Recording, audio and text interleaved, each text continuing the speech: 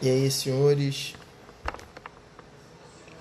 esperar a galera aqui entrar.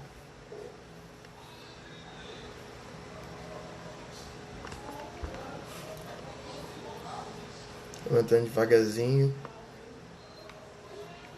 Com um tema agora sobre crise convulsiva. Vamos falar sobre crise convulsiva. A galera que não estava aí anteriormente, seja bem-vinda agora.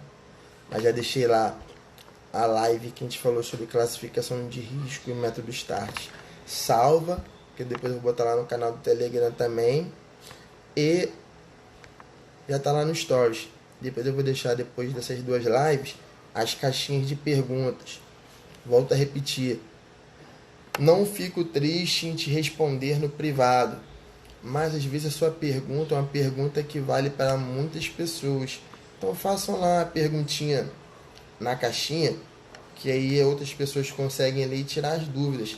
Algumas pessoas fizeram excelentes perguntas, eu respondi lá, e outras pessoas vieram me dar o feedback que, poxa, professor, essa também era a minha dúvida. O senhor respondeu lá a pergunta de alguém e, poxa, consegui matar a charada, consegui entender o que estava faltando. Então é muito legal esse feedback. Faz lá, porque eu consigo expor a tua pergunta sem te expor, né? Que às vezes você fica acanhado, fica constrangido em perguntar, e você acaba ajudando o próximo também nessa pergunta sem nenhum tipo de problema. Beleza? Tranquilo? O pessoal tá entrando aí devagarzinho. O tema agora vai ser crise convulsiva. Beleza? Poxa, obrigado, tá, Diogo? Valeu mesmo. Senhores, sabe o que eu gostaria de fazer com os senhores agora? Eu vou dar para vocês até esse intervalo. Quem puder, pega um papel e caneta para a gente fazer algumas observações sobre crise convulsiva. Pode ser? Eu vou dar esse timezinho para vocês conseguirem ir lá pegar com você, o material de vocês, para vocês poderem anotar, que eu vou fazer algumas leves observações sobre a aula de crise convulsiva, que de repente possa não estar, né? Que a gente vai falando, a gente vai lembrando e a gente vai colocando lá, beleza?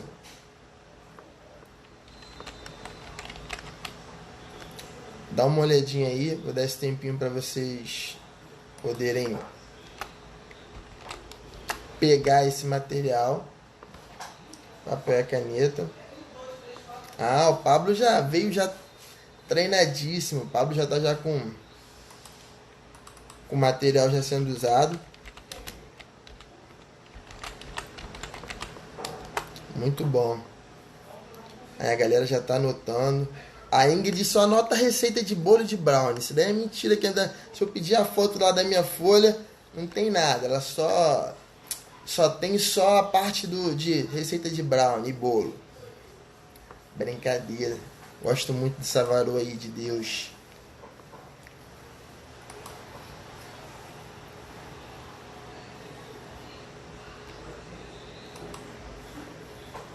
Podemos, senhores? Então vamos lá. Crise convulsiva. A primeira coisa que eu preciso entender, o que é uma crise convulsiva e o que é uma epilepsia. A gente tem as duas situações. Epilepsia. A epilepsia, ela é uma patologia a qual o indivíduo, agora ele é um portador de um distúrbio neurológico, aonde ele tem, né, uma desorganização do seu sistema nervoso central no projeto de sinapse, aonde ele perde a uniformidade e acaba tendo crises convulsivas. Ou seja, epilepsia é a patologia propriamente dita que pode gerar crises convulsivas. Beleza? Tranquilo? Então vamos lá. A minha epilepsia é uma patologia, é um acometimento de forma crônica que, por conta de um distúrbio neurológico, eu perco a uniformidade das minhas ondas elétricas, porque no teu cérebro você tem ondas elétricas que passam, que comunicam-se durante o seu sistema nervoso central, gerando a sinapse, só que como elas perdem a uniformidade, você acaba gerando episódios de crise convulsiva. Tranquilo? Gustavo, posso ter crise convulsiva sem ser epilético? Pode, sem problema nenhum. Vou te dar um exemplo particular meu. Eu já tive um episódio de crise convulsiva. Eu era mais novo, eu tive uma queda maior do que 3 metros e eu caí de cabeça. Pá! Quando eu caí, quem me socorreu falou que eu tive uma crise convulsiva. Foi o único episódio, eu não me lembro, né? Que eu caí, bati a cabeça, tive a crise, fiquei inconsciente, mas quem me atendeu falou que eu tive.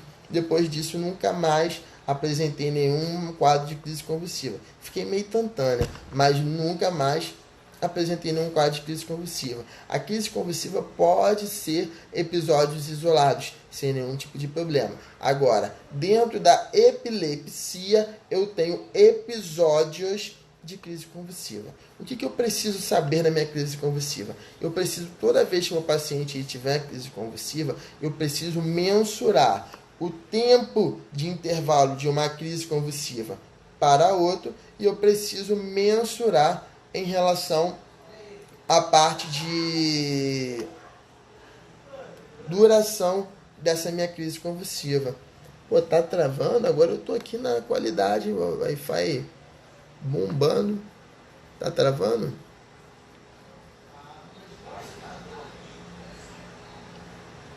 Estão conseguindo me ouvir bem? Ou tá parado aí?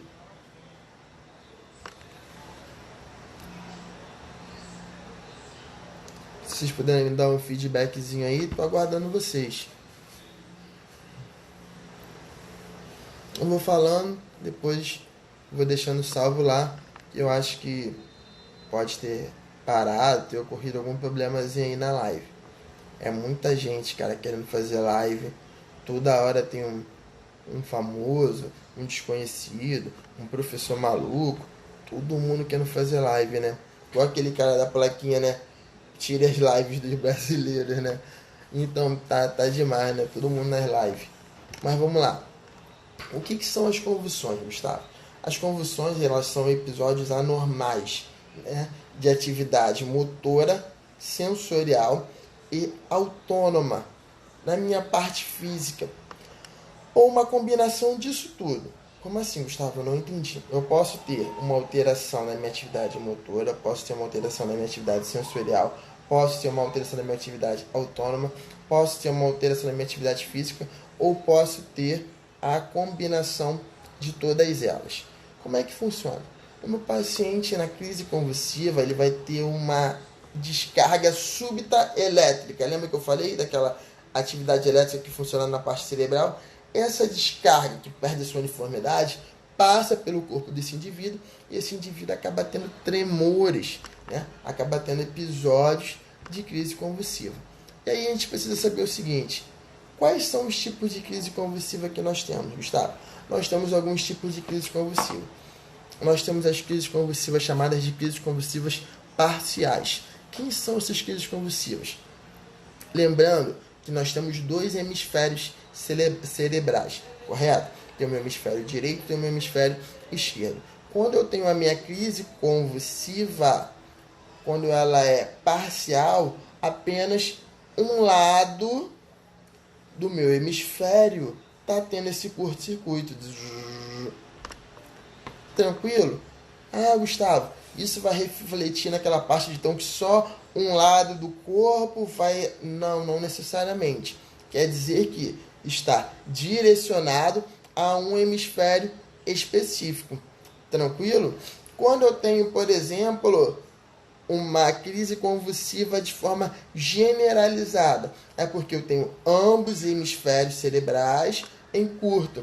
Para os 2 lados do meu cérebro, eles entraram em curto, e devido a isso eu estou tendo uma crise convulsiva. E essa minha crise convulsiva, por exemplo, a gente pode chamá-la de crise convulsiva tônico-clônica, ou uma crise tônica ou uma crise clônica. Caramba, Gustavo, como é que funciona isso? Eu queria entender.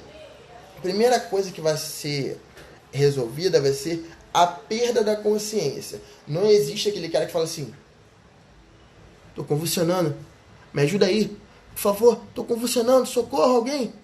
Mentira, cara. Ele quer passar à frente de uma fila, ele quer chamar a atenção, alguma coisa assim do tipo. Esse cara, ele não está convulsionando.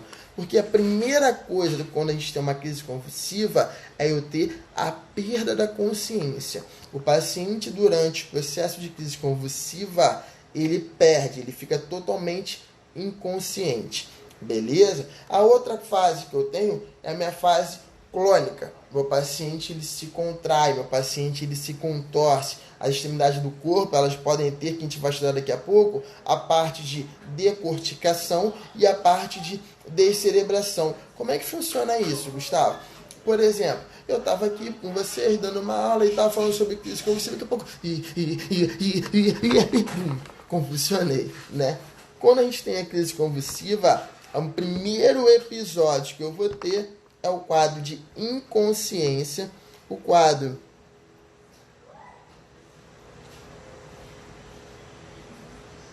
Ô, dona Giovana, boa tarde. Tá rápido demais? Eu vou repetir então.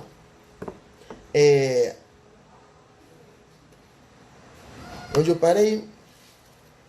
A parte da inconsciência e a parte da perda da funcionabilidade motora. Vou explicar novamente para vocês, né? A pedido da dona Giovana, as crises convulsivas elas podem ser focais. Nosso cérebro, 2 hemisférios.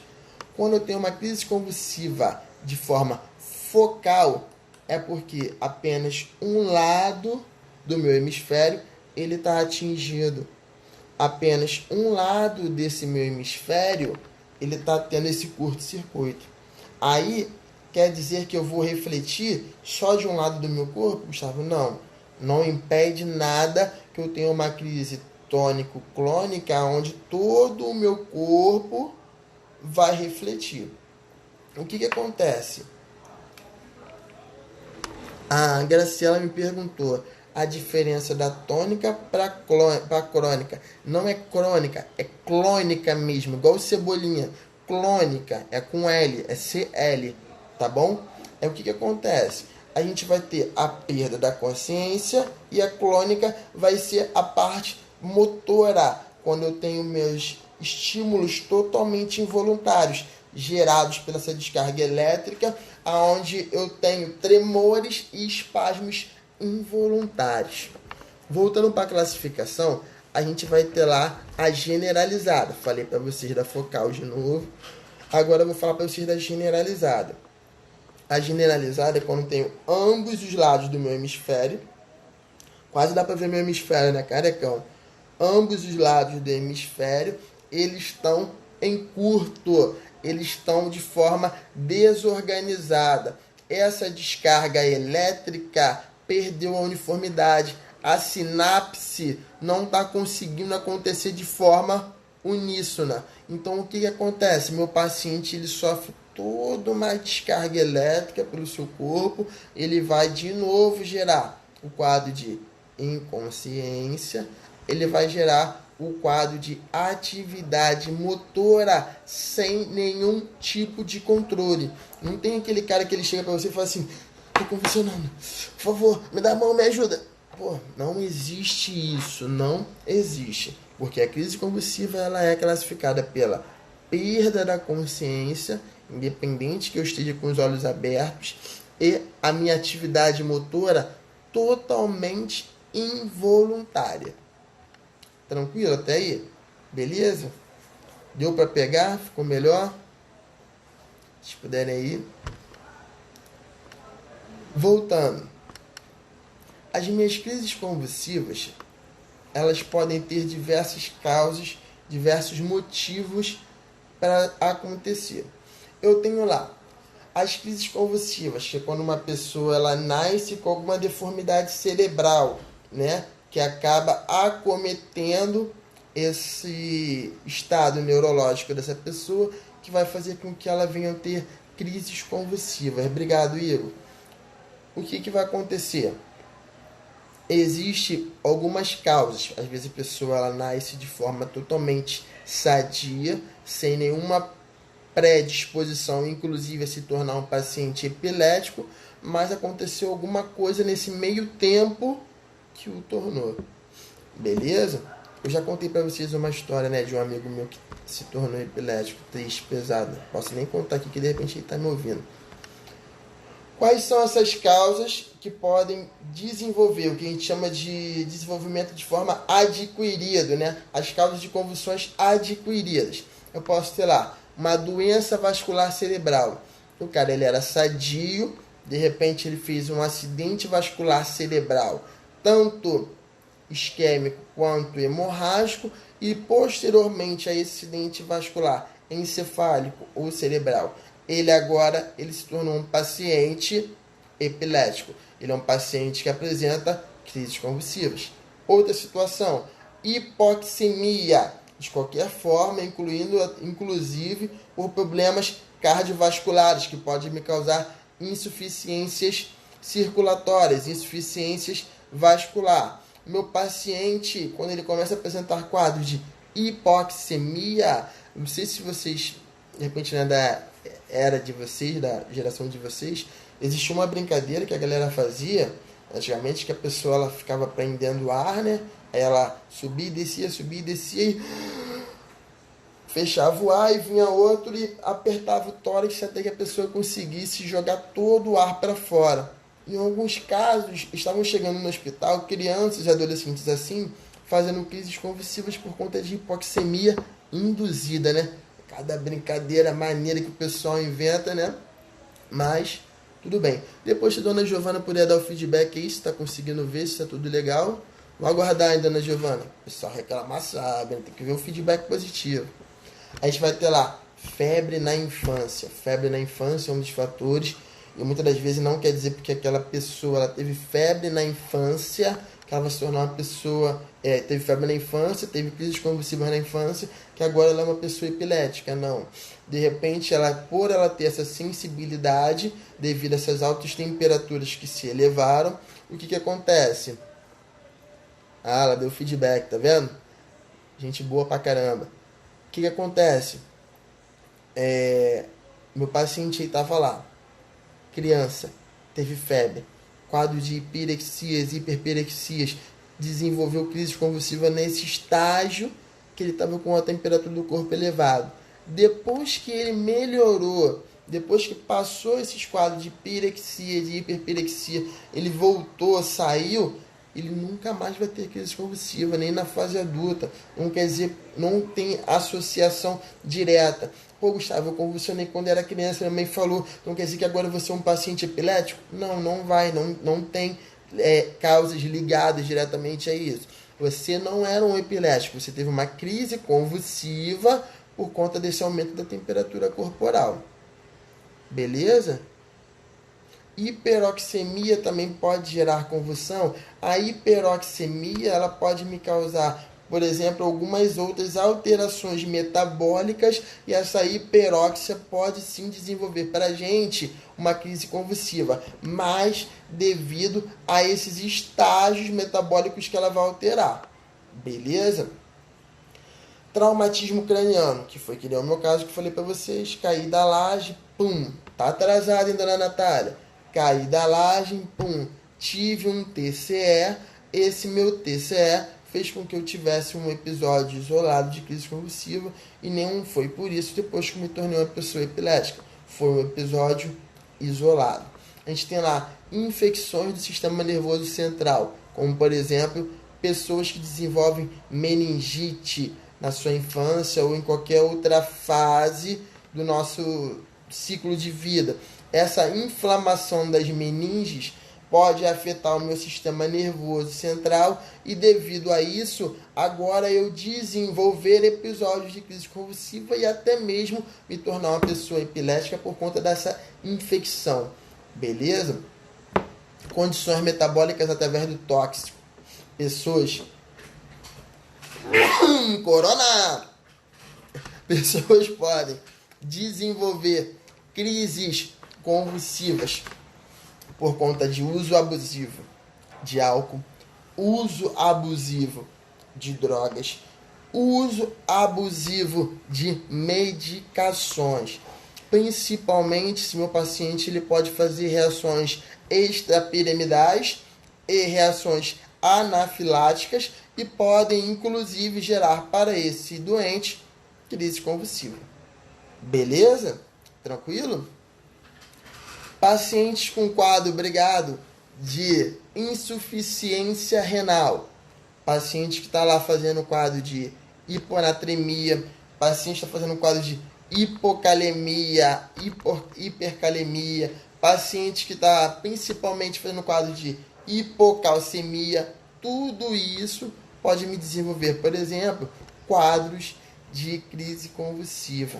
Beleza? Aí você, quando consegue corrigir, você para, você melhora, não se torna uma pessoa epilética por conta disso. Beleza?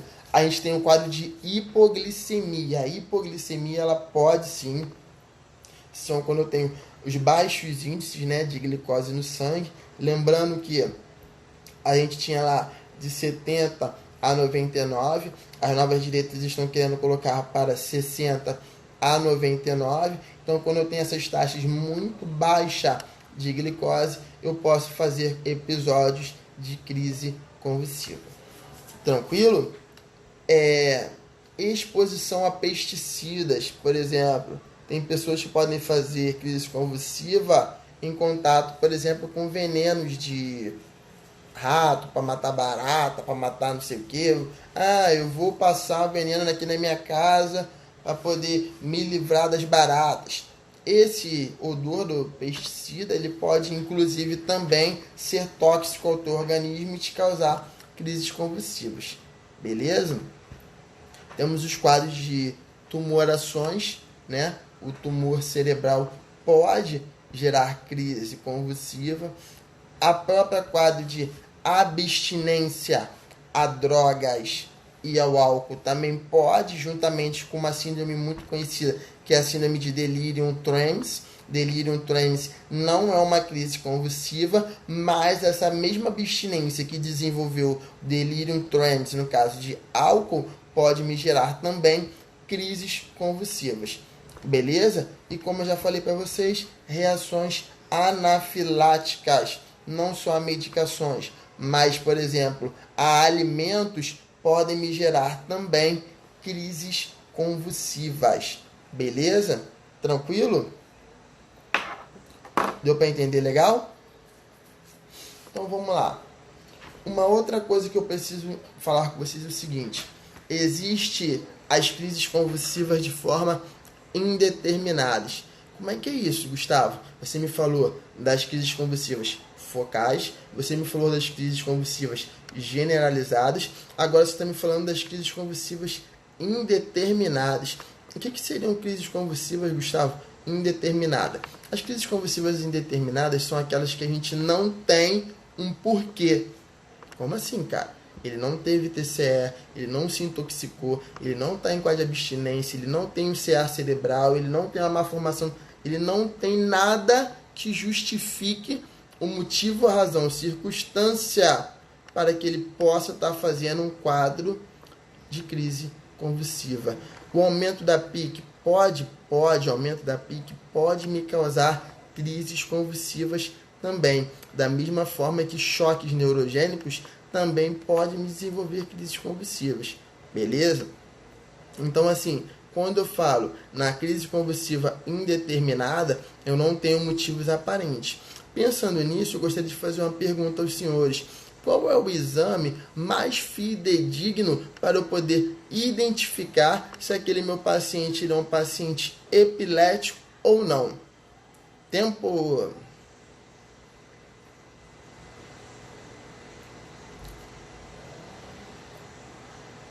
Muito bom. Eletrocefalograma.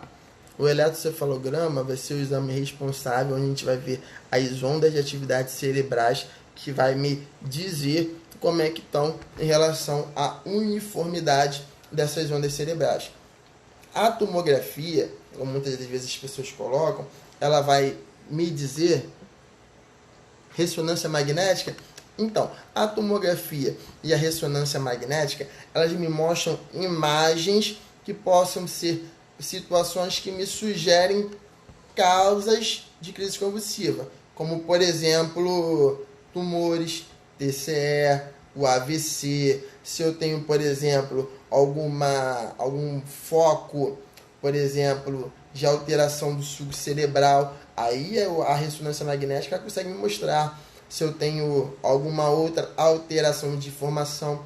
Agora, em relação às atividades, ondas elétricas do meu cérebro, só o eletrocefalograma que vai poder me dar esse exame, vai poder me mostrar em relação à parte do se eu tenho ou não uma epilepsia, ou tentar me ajudar a identificar o porquê que eu estou tendo episódios de crise convulsiva.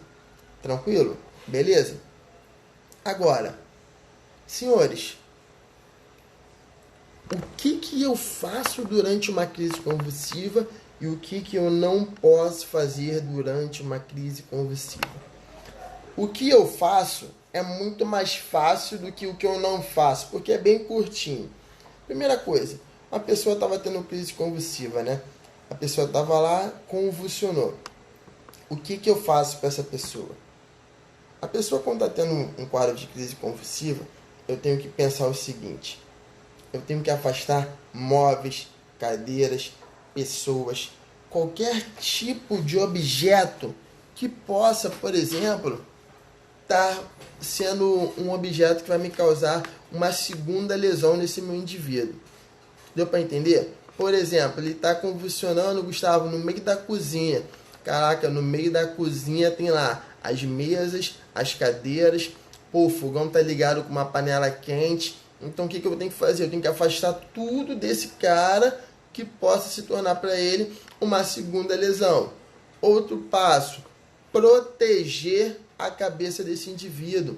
Muito bacana. Eu preciso sempre proteger a cabeça desse indivíduo. Sempre, sempre. Eu tenho que estar ali protegendo em relação à cabeça dele, porque o risco dele estar batendo a cabeça no chão enquanto ele faz uma crise convulsiva é muito grande e desenvolver traumas, lesões graves quanto a isso. E aí, Gustavo, eu vou fazer o que com os membros? Eu vou segurá-lo para ele não ficar chacoalhando muito, não ficar tendo aqueles tremores? Negativo. Só protejo a cabeça. Se eu conseguir, eu posso lateralizá-la. Tranquilo? Beleza? Existe um estágio que a gente chama de período pós-comicial. O que é esse período pós-comicial, Gustavo? É a fase miorrelaxante pós a crise convulsiva. Caramba, Gustavo, não entendi. Como é que funciona essa situação? Vamos lá. O meu paciente, quando ele tem quadro de crise convulsiva, eu falei para vocês o seguinte, que ele tem espasmos de forma involuntária, né? Espasmos super pesados, e tem ondas elétricas que passam por todo o seu corpo, faz com que ele perca totalmente a noção de tempo e espaço, de controle de tudo. Só que quando ele acaba a crise convulsiva, ele entra numa fase miorrelaxante muito grande. O que é isso, Gustavo? Os músculos desse indivíduo, após esse período, que a gente chama de período pós-comicial, tremendo. E eu preciso, nesse momento, fazer o que a gente chama de PLS. PLS, Gustavo? O que é PLS, senhores?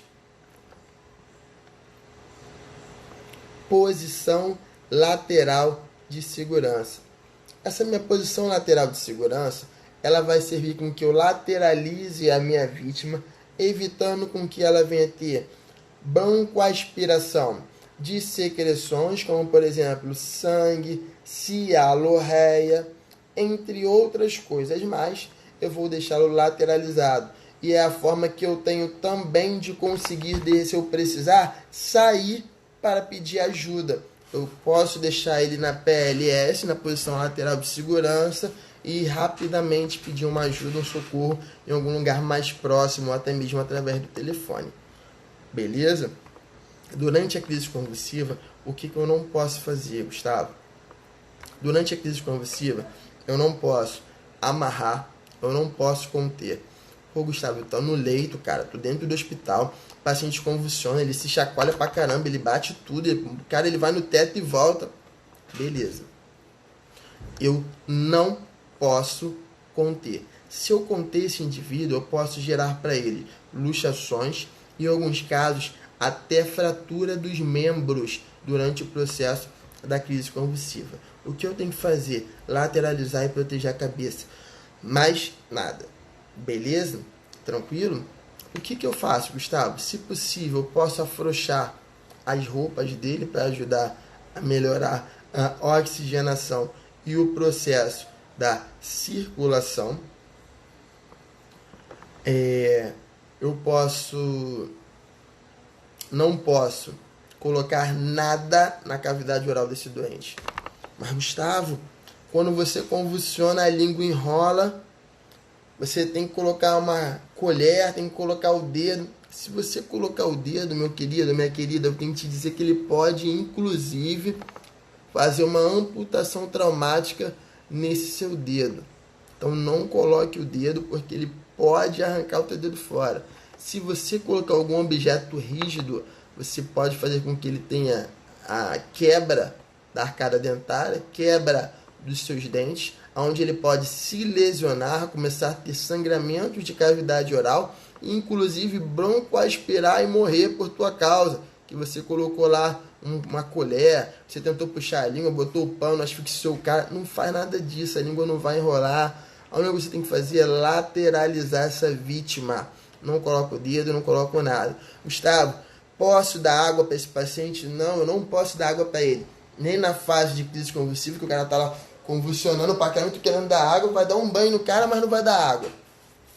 E nem no período pós-comicial, porque ele está muito letárgico ainda. Lembra que eu falei para você que ele vai ter um choque de miorrelaxante, que ele vai ficar com a musculatura totalmente mole, relaxado, parece que ele vai estar dormindo torporoso. Se você der água para ele nesse momento, inclusive ele pode promover e desenvolver uma broncoaspiração. Não posso. Aí você me perguntou, professor, mas uma crise convulsiva ela pode me gerar uma PCR? Pode te gerar uma PCR por conta principalmente de um quadro de parada respiratória, como por exemplo em casos de broncoaspiração, por sangue, secreções, salivas, em outras coisas mais. Então assim, pode se desenvolver sem nenhum tipo de problema se eu não tratar, deixar meu paciente se asfixiar em relação à sua própria secreção, sangue, entre outras coisas mais. Tranquilo? Não dou água, não dou álcool, não faço nada dessas coisas. No ambiente hospitalar, Gustavo, qual é o tratamento que eu tenho para paciente com crise convulsiva? Oxigênio. Faço oxigênio. Lembrando que o oxigênio ele é uma prescrição médica. Oxigênio, prescrição médica. Então, quanto de oxigênio eu posso ofertar para esse indivíduo, Gustavo? Só até 4 litros de oxigênio por minuto se eu não tiver com um médico ali para poder prescrever. Se o médico estiver aí para prescrever, ele vai prescrever. Em relação ao acesso venoso, eu tenho que pegar a melhor oportunidade, que durante a crise às vezes não vou conseguir. É ele, quando ele relaxar, entrar no período pós-comicial, fazer um acesso venoso para esse indivíduo e poder começar a fazer as medicações anticonvulsivantes para ele. Senhores, uma das principais perguntas que as pessoas me perguntam, inclusive a minha amiga com Dindix, acho que deve ser um nome quando ela de super heroína, alguma coisa assim, né? Dindix. O que acontece? Quais são as medicações que a gente utiliza na crise convulsiva? Por muitos e muitos anos, foram feitos para a crise convulsiva diazepam. Diazepam era a droga de escolha para poder fazer acabar com a crise convulsiva. Ingrid, viu? Só que, o que acontece? Com o passar do tempo, pesquisadores verificaram que o diazepam ele pode causar hemorragias, principalmente em crianças. É isso mesmo. O diazepam ele pode desenvolver sangramentos, principalmente em criança. Gustavo, Então, qual é a escolha de medicação que eu tenho para as crises convulsivas? O uso de fenobarbital. Fenobarbital é a medicação de escolha. A Lara me perguntou, Gustavo, se eu não estiver no ambiente hospitalar, posso levar os membros inferiores? Lara, se ele estiver convulsionando, você não irá conseguir. E no período pós-comicial, corre o risco de você estar elevando os membros inferiores dele, e quando você elevar os membros inferiores, ele começar a convulsionar novamente. Quanto de oxigênio pode ofertar sem a presença do médico, dona Giovana? 4 litros de oxigênio por minuto. Até 4 litros de oxigênio. Não posso ultrapassar disso não, porque é prescrição médica. Tá bom? E o que acontece? Fenobarbital é a minha medicação. Carbamazepina não é minha medicação da emergência. Lembrando que a gente está aqui falando de emergência. Tranquilo? Emergência. O que a gente vai falar? Na emergência, fenobarbital. Muitas das vezes, o meu paciente, durante esse problema, ele vai precisar fazer medicações, né, de drogas de manutenção ainda numa emergência. Aí eu vou fazer qual medicação para ele? A fenitoína. Que medicação é essa, Gustavo? É o Idantal. Então, na emergência, para acabar com a crise convulsiva, fenobarbital. E a droga de manutenção, Gustavo, fenitoína, o Idantal. Agora, vamos lá. Se de repente, por nada, tivermos tendo alguma situação ao qual a gente vai fazer a prova e na prova não tem a opção fenobarbital, não tem a opção Idantal e tem lá a opção diazepam, a gente vai utilizar a Ingrid diazepam. Por quê, Gustavo? Porque a nossa prova ela não tem bibliografia. Então, os manuais anteriores que sucederam, né, que sucediam, eles vinham ainda como diazepam, como medicação e droga de protocolo. Então, assim, se eu não tiver o fenobarbital na resposta e eu tiver o diazepam, é o diazepam. Beleza? O diazepam vai ser a droga de escolha para acabar com as crises convulsivas. Tranquilo? Se depois, quem quiser e puder, tem lá no Ministério da Saúde protocolos de crise convulsiva também. Beleza? Tranquilo? Agora, vou falar com vocês rapidamente, que eu falei que ia dar um intervalozinho para vocês poderem tomar um café, fazer alguma coisa e assistir a aula da Fernandona. Tá bom? Então, a carbamazepina é para uso da epilepsia de forma crônica, não emergencial. Por exemplo, meu paciente ele é epilético, em casa ele faz uso de carbamazepina, não tem problema nenhum. Em casa ele faz uso de Idantal, não tem problema nenhum. Na emergência eu vou fazer? Não, não vou fazer. Beleza?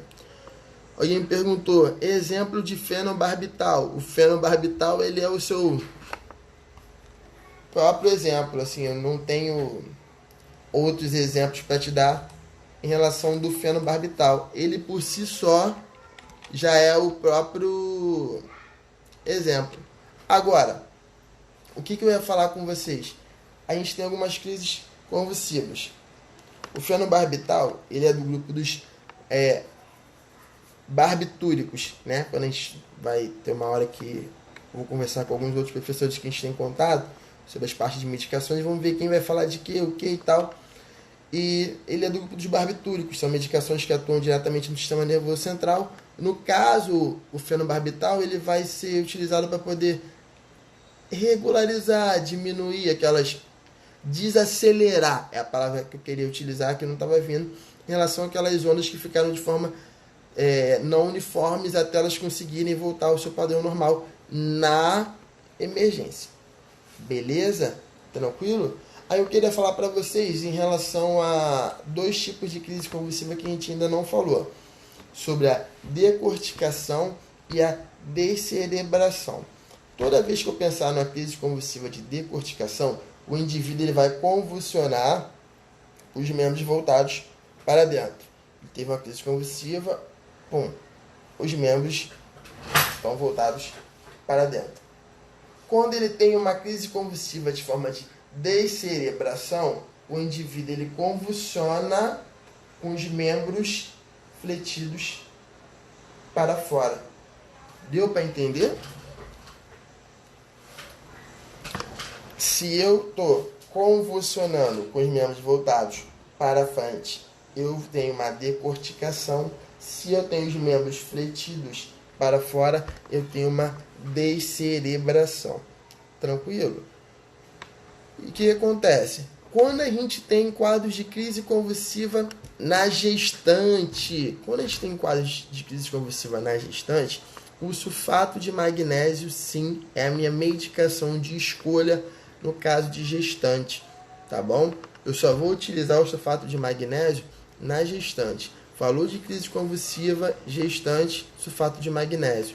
Principalmente, qual é a patologia que acomete muitas gestantes que pode desenvolver episódios de crise convulsiva? Isso é mole, hein? A aula da Fernandona tá chegando aí daqui a pouco, hein? Qual é?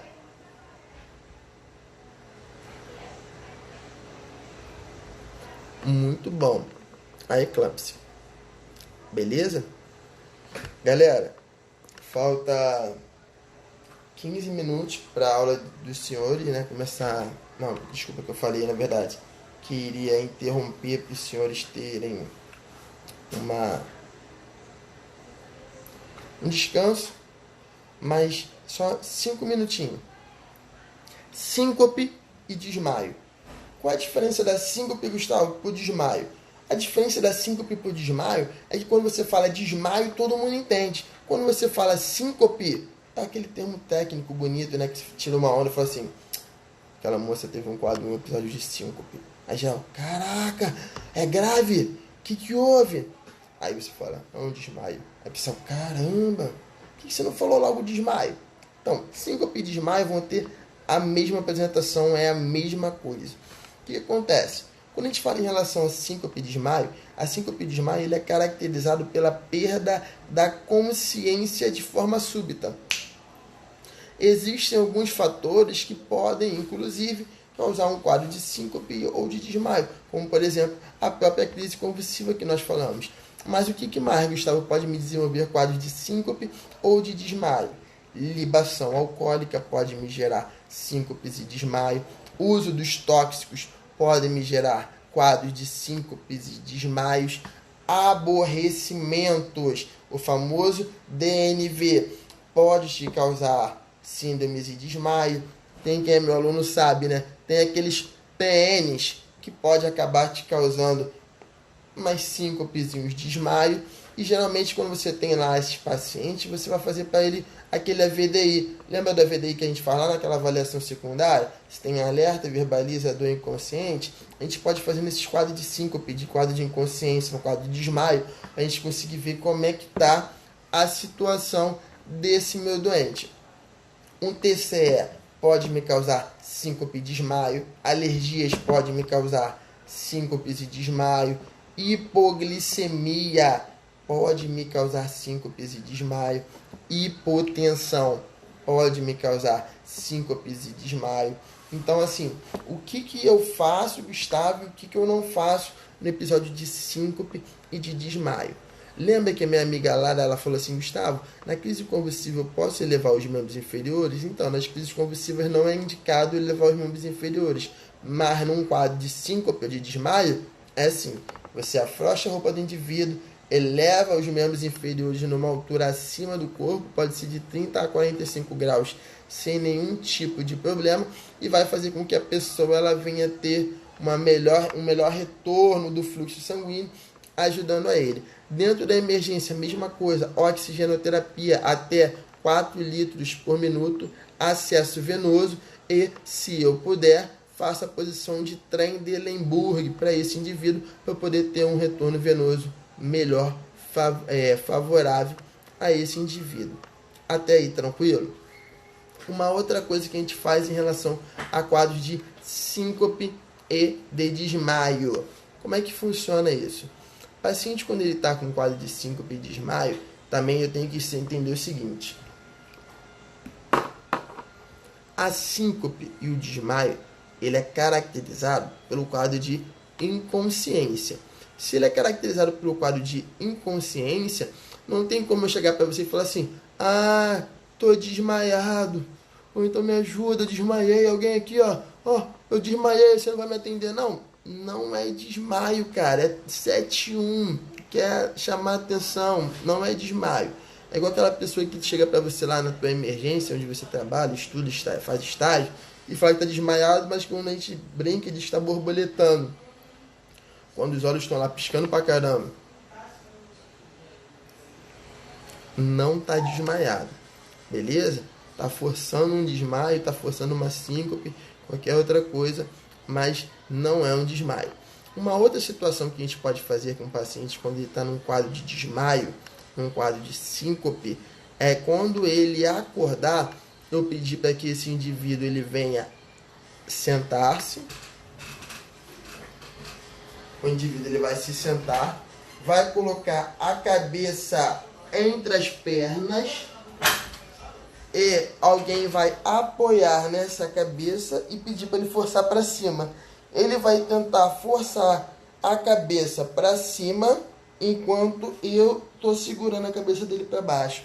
Com isso, eu vou aumentar, vou melhorar esse retorno sanguíneo cerebral, fazendo com que haja mais oxigenação nesse cérebro, porque um dos motivos pode ter sido por conta de hipóxia, e esse paciente conseguir ter um melhor retorno venoso cerebral e voltar às suas funções normais.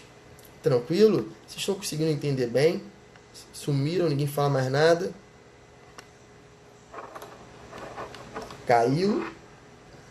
Estão aí? Não estão?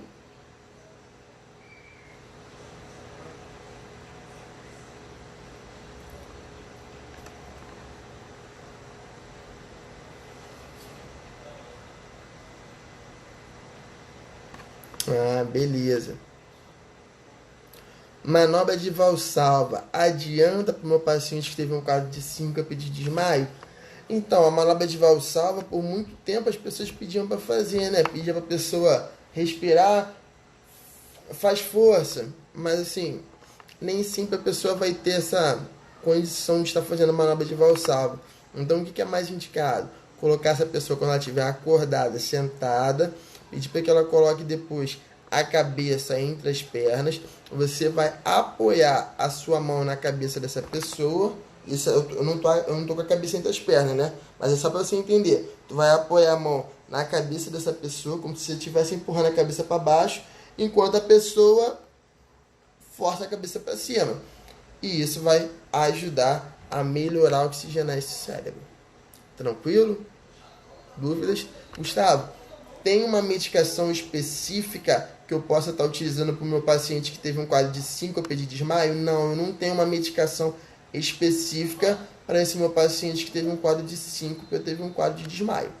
Tá bom? A oxigenoterapia, se eu tiver em via pública, se eu tiver no atendimento pré-hospitalar, a elevação dos membros inferiores com o afrouxamento das roupas, o afrouxar das roupas, já vai ajudar muito. Lembrando que afrouxar a roupa não é deixar ninguém nu no meio da rua.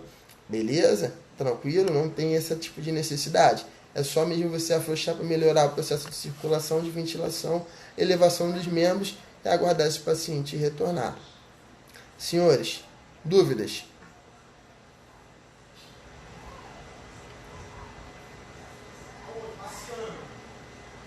Quem não tem dúvidas, eu costumo dizer que tem dívidas.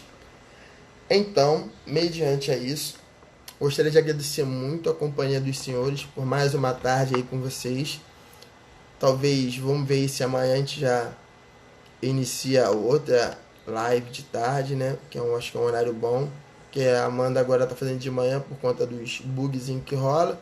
Esse horário de tarde para mim fica bom também. De repente a gente consegue fazer mais cedo. A gente faz 2, 3 lives direto aí das matérias e a gente vai vendo. Vou colocando lá no status, vou falando com vocês direitinho. Daqui a pouco esses vídeos já vai estar no canal. Peço que todas as dúvidas de vocês joguem lá na caixinha, tá bom? Para a gente poder ser ajudado e ajudar ao próximo também. Alguém botou aqui para mim: Gustavo, se o motivo não for por conta de hipóxia, fazendo essa manobra de oxigênio, então pode prejudicar? Então, muito boa essa pergunta. Gustavo, existe alguma contraindicação de eu fazer essa manobra em alguém depois que a pessoa vê ter um desmaio, uma síncope? Sim, tem sim. Qual é a contraindicação? Se o meu paciente ele tiver tido um quadro de síncope, um quadro de desmaio, e quando ele acordar, ele voltou com o seu rosto hiperemiado, ele já está com o rosto todo vermelhão. Eu posso fazer isso, Gustavo? Eu não posso fazer isso. Por que eu não posso fazer isso, Gustavo? Porque pode ser que esse paciente tenha tido um quadro de síncope ou um quadro de desmaio por conta do aumento da PIC, viu? Por isso que é bom essa interação com vocês. Por conta do aumento da PIC. Agora, se ele não tiver essa hiperemia, posso fazer. Agora, se ele tiver hiperemiado e eu fizer, eu posso aumentar essa PIC e fazer lesões neurológicas nesse cara. Inclusive, ele ainda não havia convulsionado, ele pode convulsionar e ter outros problemas ainda. Beleza? Então, galera, é isso aí. Espero poder ter contribuído de alguma forma, ter ajudado a vocês.